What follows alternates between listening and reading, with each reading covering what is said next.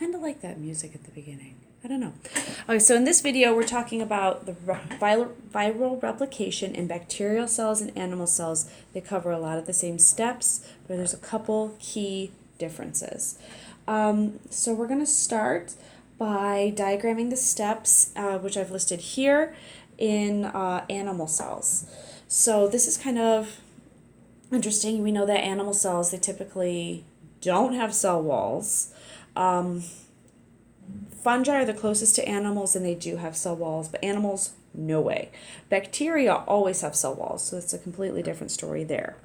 There's a couple key differences here in terms of the type of nucleic acid housed in the virus, whether it's RNA or DNA, as to where some of these steps happen. But generally, there's 6 steps. Step 1 is adsorption. That's the attachment.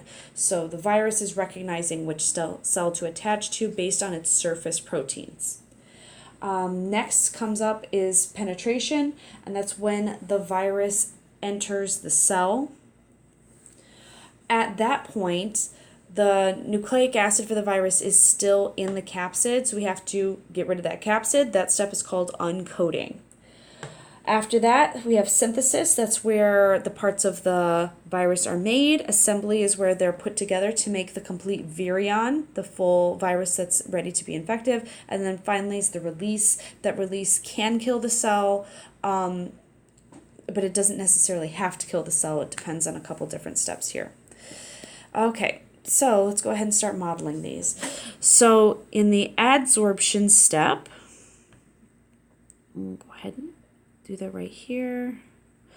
In the adsorption step, maybe we'll do this, we'll kind of do this simply. Those proteins on our capsid, those spikes, they recognize their receptor spikes on the host. And that's how the virus knows this will be my home. Okay, so it recognizes, and that's the first step, that's adsorption. So the main components involved here are those spikes. And we've got our lovely nucleic acid in there. If it's RNA, a lot of it happens in the cytoplasm. If it's DNA, it happens in the nucleus. Okay, so then this is going to enter the cell. A lot of times when it enters the cell, it will become wrapped in part of the host cell's membrane, which is what I've drawn here.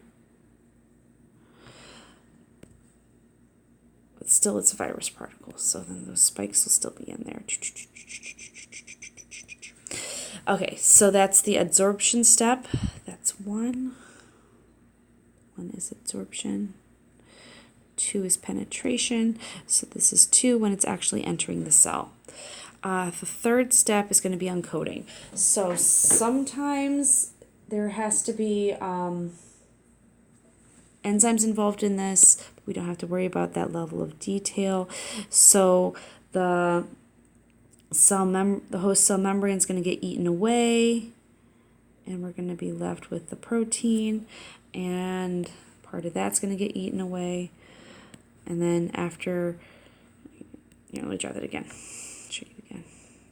So basically we'll have, if it has an envelope on the outside, there's going to be enzymes in the cell that just nom that off. And then, this is for step 3, the protein in the cell also has to be removed. And then once that's removed, all that we're left with is the nucleic acid. So that's really the purpose of the uncoating step. Okay, and then where it happens depends on what type of nucleic acid this is. So if this is DNA goes to the nucleus. If this is plus sense RNA, then it is ready to go. It stays in the cytoplasm.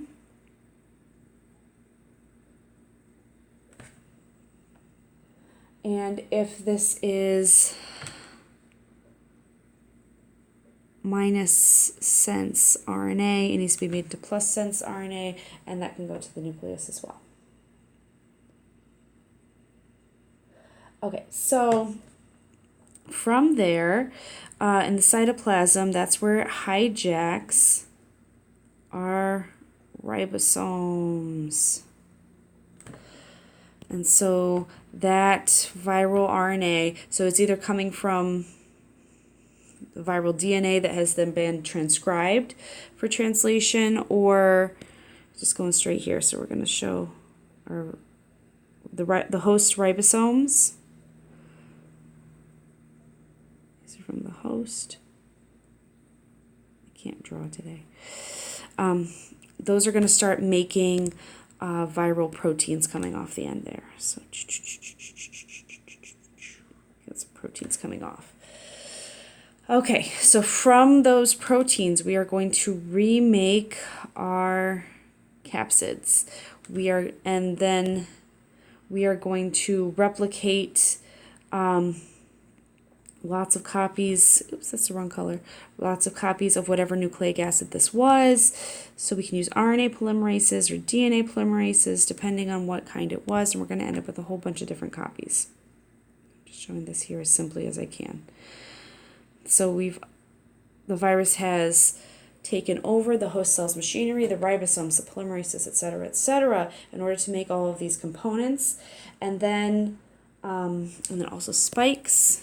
Got to make those spikes. Can't do anything without a spike. So we've taken over the cell.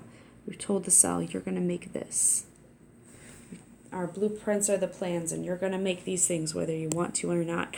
And so the cell's going for it, making all the parts, and then this is the synthesis step. It's where it's taking over all of the parts, making all the parts. In assembly, that's when all of those parts come together to make a fleet of new virions, new complete infective virus particles. With whatever nucleic acid is in here, etc. And then whatever spikes they need. I'm just going to draw a couple on here, so you guys get the idea. They all have spikes. So in assembly, we've made the completed virions, but we are still inside the cell. So because we're still inside the cell, we have to have a way to get those back out. And so if this is an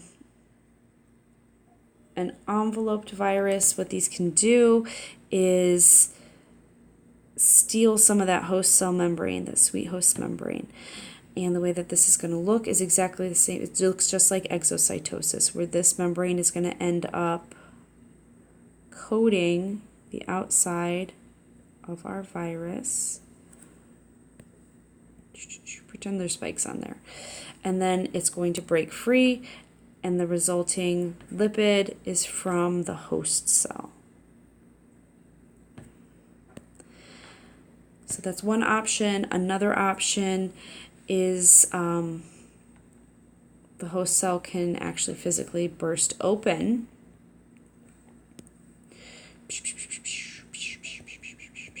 And then the virus particles just leave as is. So it depends on what kind of virus it is, whether it's going to exit just by stealing some membrane, or if it's going to make a very dramatic exit and in fact lysing the cell. So examples of viruses that cause cell lysis would be like herpes. Those make cold sores. You see them on people's faces around the lips area. So during an active herpes infection, you see that those cells are lysing because that area is red, it's sore, it's raw. Those cells are dead. They have lysing means breaking open. Once that cell membrane has been broken, that's not a cell anymore. That cell is dead. All of its contents spill out everywhere. So it's actually, in many cases, a much more gentle release to exit by taking a little bit of the cell membrane. And so I can't think of an example right off the top of my head, but that would not result in cell lysis. But anytime that is physically happening in those cells, those people are contagious. So that's called shedding of the virus. And so you could be shedding a virus and then not necessarily know it. So for example, in chickenpox, you're kind of releasing these viral particles, these virions, a few days in advance of you you experiencing the cell lysis, the itchiness that is associated with chickenpox. Let me pause this for 1 second. Okay. So also in some viruses, in some animal viruses, we've got, especially with herpes, we've got this idea of latency. This is not seen in bacterial viruses. So latency, that's where it can remain dormant. So maybe when it goes to the DNA, it can incorporate into the host genome, which I'm drawing here as a circle just because out of habit. But maybe this virus just kind of rests there for a minute. And then it can persist there for quite some time and then become active and cause lysis later. Okay, so this, or like if you've had chickenpox ever in your life, that DNA is still stored in your cells at the base of your spine, and if it becomes activated again in the future, like a sleeper agent, then it can cause shingles. So some viruses have this capacity to embed themselves into the host DNA. Okay, and in some instances, like the example of herpes, we have chronic persistent infections that you will never be rid of because it's on your DNA and it will not come back out. Some viruses, some DNA viruses are in the DNA and then come out again eventually later. It's all very relative, virus to virus. It's just important to understand that is latency, these chronic infections that persist for long times, happens in animal cells. In bacterial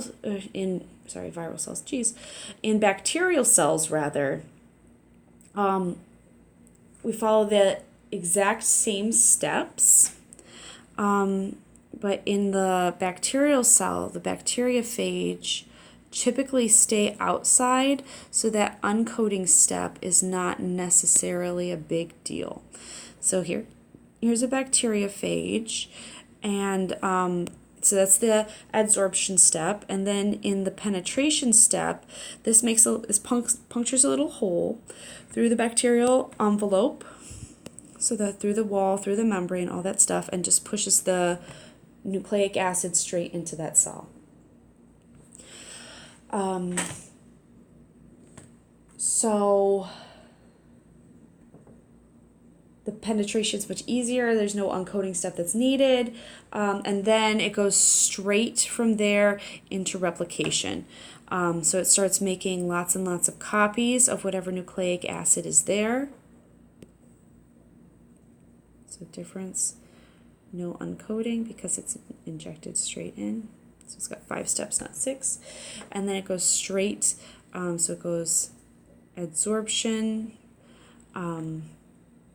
penetration, and then the replication. That biosynthesis.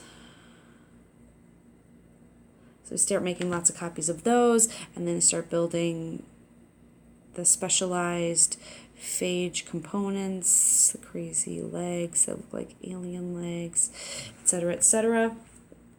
Replication synthesis, and then it undergoes assembly to make those new virions, and then release again. And the release will look similar. It can take part of the membrane with it if it's an enveloped virus, or it can completely lyse the cell. And so for bacteriophage, which are our bacterioviruses, the cycle that destroys the cell is called the lytic cycle. So as I mentioned before, for animal cells, there is the possibility that can exist, that DNA becomes incorporated in the host DNA forever. We see something similar but not identical in the bacteriophages. Those are called the lysogenic phase. Lysogenic phase, and that happens in temperate phage. And these are our lytic phage. so that temperate,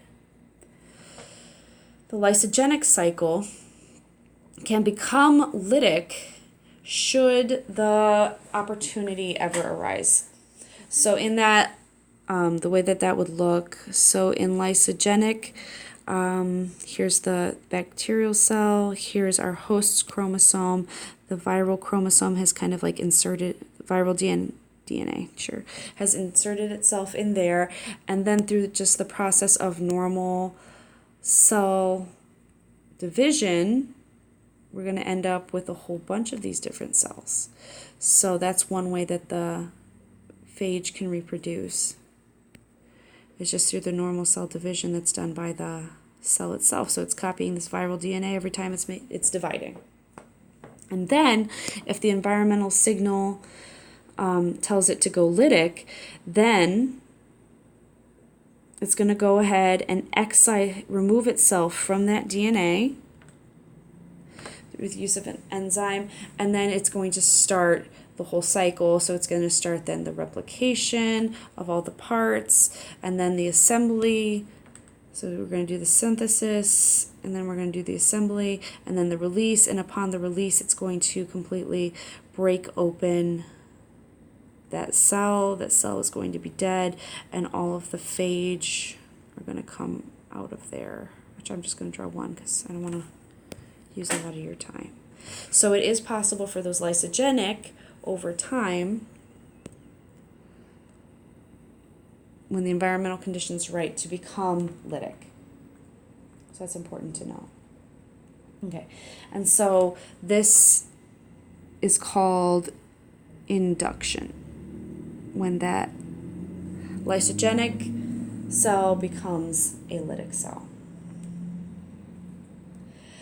I also want to bring up this idea of lysogenic conversion. And this is the idea, and this is important for a lot of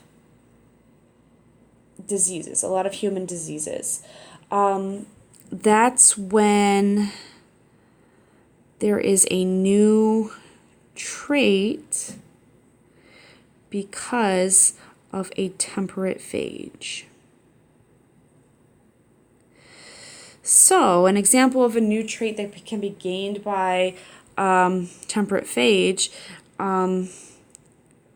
is cholera toxin. So cholera does this. Cholera itself, the bacteria, would not cause this toxin to be made if it were not for that presence of that temperate phage's DNA. So with that phage, it becomes cholera. It can make cholera toxin, and that's the most deadly part of cholera because it's causing your cells to lyse. It causes those rice water stools. It's really terrible. Same thing for botulism toxin. Same thing for diphtheria toxin. So this is the idea of lysogenic toxin. It's a new trait because of the nucleic acid in the temperate phage. So I hope this was a good use of your time and that this was a good review. Remember that textbooks generally have much more detail on this, showing you steps much more prettily than I did. All we covered today was just discussing the modes of replication in bacteriophage, which has 5 steps, and animal viruses, which have 6.